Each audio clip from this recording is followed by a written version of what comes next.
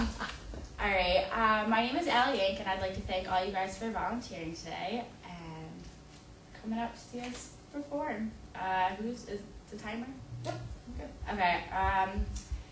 It has been said many times that a picture can say 1,000 words. In my opinion, the picture behind me describes one very specific word. I don't know if you can see the picture, but it's a picture of my leg with bruises on it, and the word that picture describes is acrophobia. If you don't know what acrophobia is the extreme and irrational fear of heights. I suffer from this, and my senior project was to overcome this fear and to move on with my life and leave that in the past. To explain this picture, this is a picture taken after my flight to Dominican Republic over February break with my girlfriends and all of our moms. I have a tendency when I fly in airplanes to clench my legs so tight it physically gives me bruises.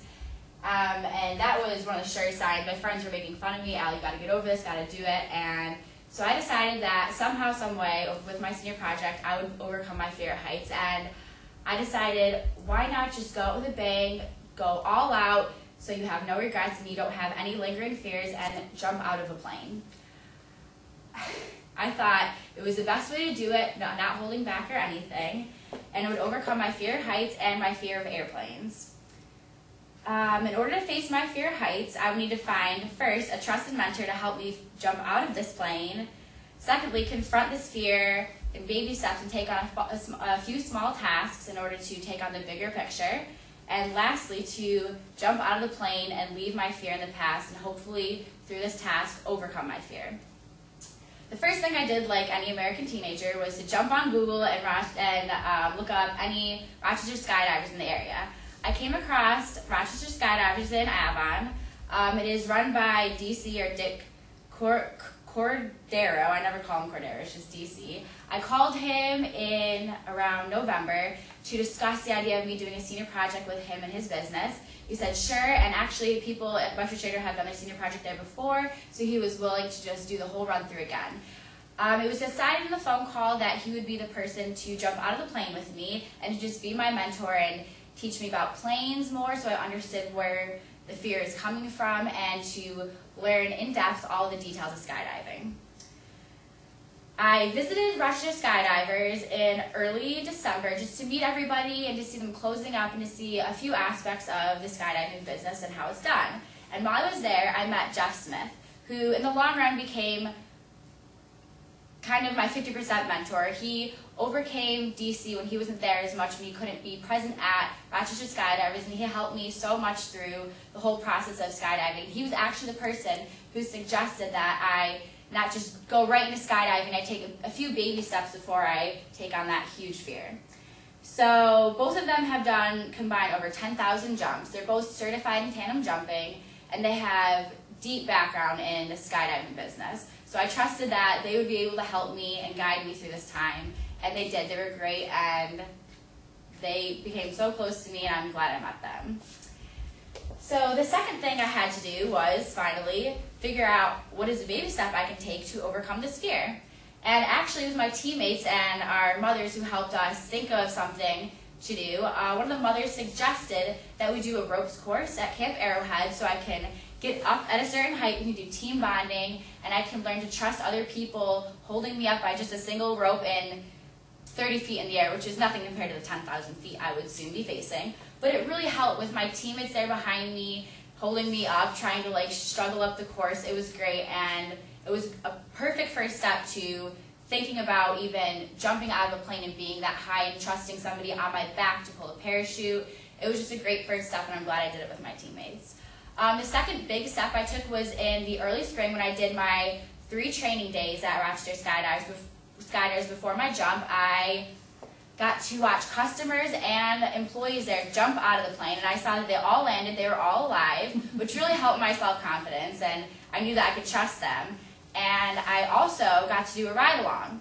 And in a few seconds you'll see what a ride-along is. My grandpa did it with me. It's a different perspective from a jump. Usually when you see a jump, it's 10,000 feet up, it's little dots floating in the sky, but I got to see people jump out of the plane. It was a crazy experience because they just fly, and it almost made me more scared, but I was definitely more comfortable in the airplane after that point. I had confidence that I could go up in the first place and be able to meander to the idea of jumping out. Those are the three biggest things that helped me approach my fear, and finally we come to the day of the jump. My whole family was there, including my dad's side of the family, my mom's side of the family. It was a great experience. It was a beautiful day, and actually the date me and Dick decided to do my real jump on had to get moved back a weekend because it was really stormy and not good weather. So we ended up having a clear day. Up in the plane I could see Lake Ontario, Toronto skyline, Buffalo skyline, Rochester skyline. It was beautiful. So we get in the plane, and first of all, it doesn't start. The plane is 6 years old, and it won't start. Of course, when I go up, there's customers all day, but when I go, it doesn't start. So I finally got it going, and I went up with Jeff Smith, not DC, and we went up in the plane, and we finally jumped out, and it was so hard for me. Well, actually, no, it wasn't hard for me. When I was in the car driving there, it was so hard, but when I got there around all of my mentors and my skydiving friends, it was easy and I was relaxed.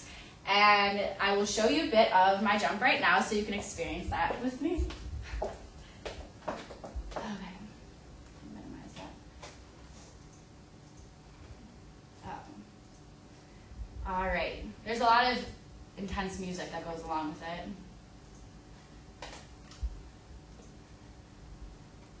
Oh, music isn't playing. That's good. It was a little weird.